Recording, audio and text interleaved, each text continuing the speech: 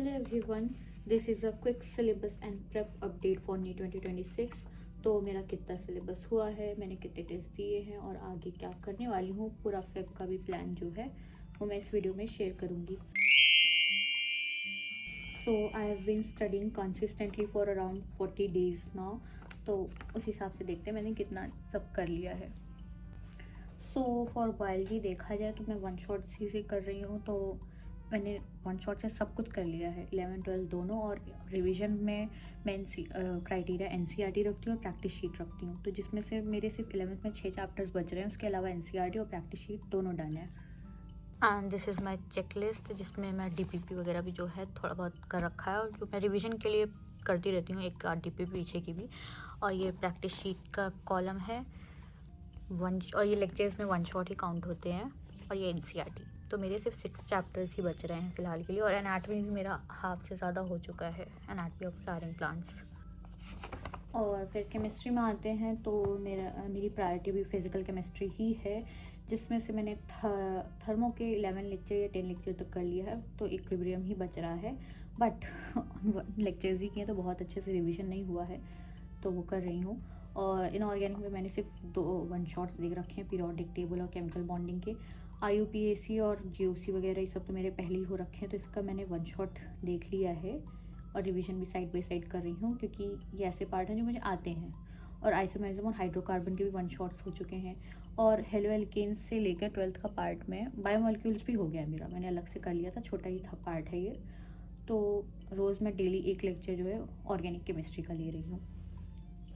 और physical chemistry में देखा जाए तो मेरा जब था इक्विलिब्रियम ही बच रहा है, जिसमें 16 लेक्चर है, तो मैं इसको एक एक लेक्चर ही डेली लूँगी। कंडक्टेंस का छोटा सा पार्ट है 2 लेक्चर का, और 2 आवर्स के भी नहीं है वो लेक्चर्स, तो वो करने हैं। और रिवीजन के साथ इसको भी निपटा दूँगी, एक ही लेक्चर डेली लूँगी ताकि मिस ना हो चीज़ें।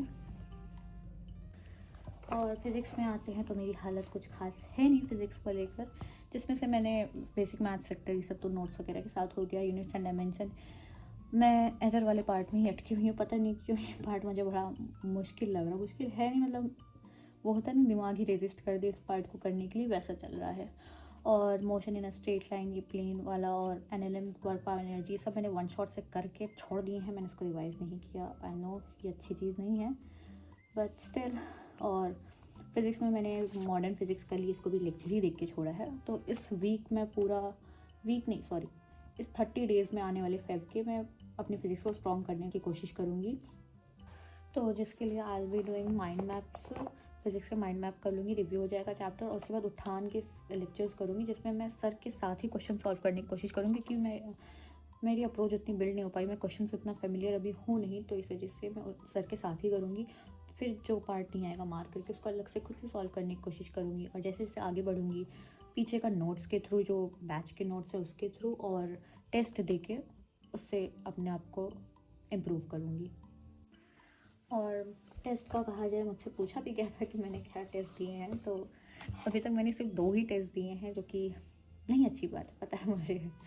और मैंने जो कि 12 अक्टूबर को अटेम्प्ट किया था, कौन सा प्रैक्टिस टेस्ट 1 यकीन का, जिसमें से मेरे स्कोर क्या है देख लो, कुछ अच्छे है नहीं। वो अलग बात है, मेरी प्रेपरेशन उतनी अच्छी थी नहीं कि मैंने बस नोट्स के क्वेश्चन ही करे थे, वो भी पूरे नहीं किए थे, और अटेम्प्ट कर लिया था। और टाइम भी मुझे देख रहे हो, मैंने क्वेश्चन छोड़े काफ़ी थे, तो हाँ प्रेप अच्छी नहीं थी, और मैंने पढ़ा भी नहीं था सही से। फिर उसके बाद आता है, मैंने मेमोनीट का उठाया था ब्रह्मास टेस्ट सीरीज़। तो इसमें देखा जाए तो ये टोटल मतलब कितने बने हैं, ये करेक्ट है, इनकरेक्ट है और अनअटेम्प्टेड है। ये जो लिखे हुए क्वेश्चन ये मार्क्स हैं, तो अपने हिसाब से तुम लोग देख लेना। ये है फिज़िक्स का सेक्शन, ये केमिस्ट्री का सेक्शन है, और ये बायो का सेक्शन है, और ये रहा टोटल मार्क्स। टोटल मार्क्स हाँ 319। वो मतलब इसमें अभी मैंने +4 किया है, बट इसको जब एनालिसिस कर रही थी तो मुझे पता लगा 2-3 क्वेश्चंस इसमें गलत हैं, ऑप्शंस में कुछ हेर फेर हुई थी, कुछ तो हुआ था, तो मेरे मार्क्स 4 या 8 नंबर बढ़ेंगे इसमें। तो मैंने इसको टेस्ट सीरीज़ को छोड़ दिया था ये वाली, कि मैं यकीन ही दूँगी अब। और जैसा मैंने अपना डेली रूटीन बताया था, 3 आवर्स बायो का मैं स्टार्ट करती हूँ, फिर 2 hours physical chemistry, 2 hours organic chemistry, और 2 आवर्स फिज़िक्स। जो बचे हुए टाइम में रिवीजन या आगे का कुछ बचा हुआ है तो उसको कर लूँगी।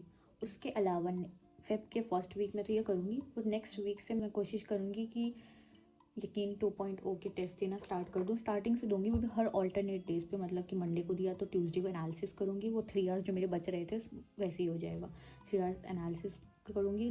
और हाँ, मैं नहीं कह रही कि 3 आवर्स में एनालिसिस हो जाता है, बट ट्राई करूँगी इतना में। फिर वेडनेसडे को दूँगी, थर्सडे को एनालिसिस, फ्राइडे को दूँगी, सैटरडे को एनालिसिस, और संडे को कोई टेस्ट नहीं देने वाली हूँ। संडे को बैठ कर पूरा एनालिसिस करूँगी, टोटल जो अगर कुछ बचा रह जाए वो सारी चीज़ें। तो और उसके अलावा कोई मैं टेस्ट अगर आगे जाके किसी और इंस्टीट्यूट का ज्वाइन करती हूँ या कुछ भी देना स्टार्ट करती हूँ, तो सब बाद में देखूँगी। बाकी मैंने अपना सारा सिलेबस अपडेट वगैरह ChatGPT पे ही कर देती हूँ कि भाई तुम याद रखो, मैं पूछूंगी मुझे बता देना क्या क्या मुझे बचा है एक्स्ट्रा। मतलब छोटी मोटी चीज़ भी मेरी बच जाती है कि मेरे इस DPP को नहीं किया, एक्सेट्रा एक्सेट्रा, मैं बोल देती हूँ कि भाई बता देना मुझे। तो सिलेबस कवरेज इस हिसाब से देखा जाए तो मेरा इसमें 90% दे रहा है, वो भी वन शॉट्स वगैरह मिला के दे रहा है, ठीक है। और 90% दे रहा है। केमिस्ट्री में 75 to 78%, ये कुछ ज़्यादा ही दे रहा है वैसे। फिज़िक्स में 60% और ओवरऑल सिलेबस 78 to 80% हो गया है। बट इफ़ेक्टिव प्रिपरेशन पे आते हैं, 65 भी बायो का है, तो इसको कह सकते हैं काफ़ी हद तक सही है। और केमिस्ट्री में थोड़ा कम ही कर लेना, 50 to 52% है। और फिज़िक्स में 30 to 35%, ओवरऑल 50 to 52% हो गया है। और बस इतना ही है। So mostly I will be connected with you through shorts only, और लॉन्ग फॉर्म भी आएगी ओकेजनली वगैरह, देती रहूँगी। Till then stay connected, and बस आज के लिए इतना ही। Like, share and subscribe to my channel, और कमेंट्स करते रहना, भर भर के कमेंट्स करो। Thank you.